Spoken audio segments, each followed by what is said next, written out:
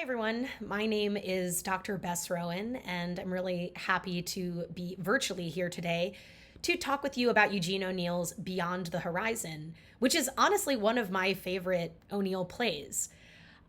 We've got these sort of classic um, romantic archetypes set up right at the start, right? We've got the salt of the earth farmer, Andrew, who seems like he's so happy on this bucolic, farm setting. And his brother Rob, who is discovered reading a book of poetry, which he doesn't want to get dirt on. And right from the start, we get the sense of, the poet versus the farmer. And not versus, they are opposites, but they like each other. They're brothers. And this setting, which could be the start of Oklahoma, just devolves so quickly towards the hurtling towards the action at the end of the play, which is such an ultimate tragedy because of the complete symmetry of how the play is set up between the storylines of these two Mayo brothers. So why do I like this play is a great question that nobody asked, but I'm going to answer anyway. I like this play because I think that the character studies of these two men ask us really interesting questions about nature versus nurture, right? Book knowledge versus sort of other kinds of intelligence. And the question becomes, did Andrew and Robert actually switch lives?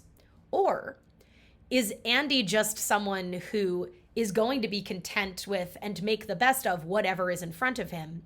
And is Rob someone who, despite doing what he says he wants to do, would that actually mean that he is happy, right? If he's doing what he wants to do, wouldn't he still be looking for what's beyond the horizon? What's on the other side? Where is the grass greener?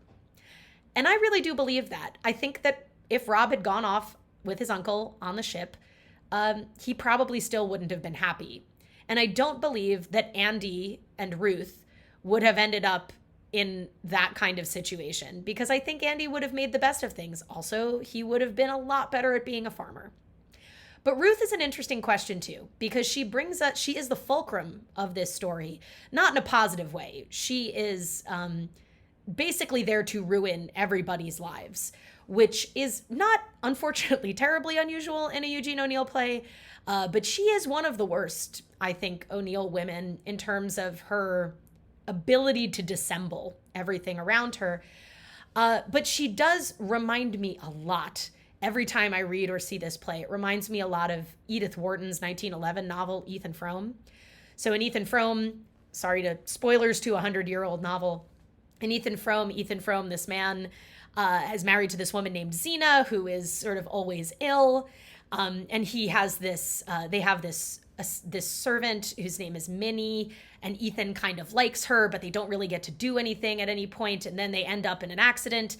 And long story short, Ethan ends up with Minnie and Xena both being these kind of nagging people these women who are always kind of making his life miserable. In my mind, that is not Minnie, that is Ruth and her mom, Mrs. Atkins. Here. So at one point, poor Rob is saddled with two of these very difficult women. And that is, of course, what Andy believes leads to his premature death. He mostly blames Ruth, but of course, we know that Ruth is sort of doubled in the moment where the mother is also living with them. And the question is, again, how much of an impact has she had on their lives? Is whichever brother that ended up with her destined to have that life? I believe the answer is probably yes. But it's hard to know. And it's also hard to have sympathy for her, even though we're clearly supposed to at moments. But I think that, unlike Ethan Frome, we have two men in this play, not two women, who are seen as opposites. And we have the moments of sort of possibility throughout that maybe things could change for our characters. And yet every time they don't. They do change. They get worse. But it's that hope at the start that maybe this time it'll go differently. Maybe this time it'll be better. That actually keeps me coming back to this play.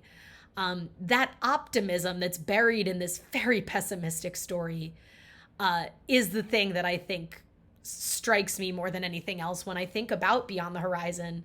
And, it is a master playwright who can take this bucolic, almost cinematic romance at the start of this play and let it devolve so naturally into something that is so horrifying at the end.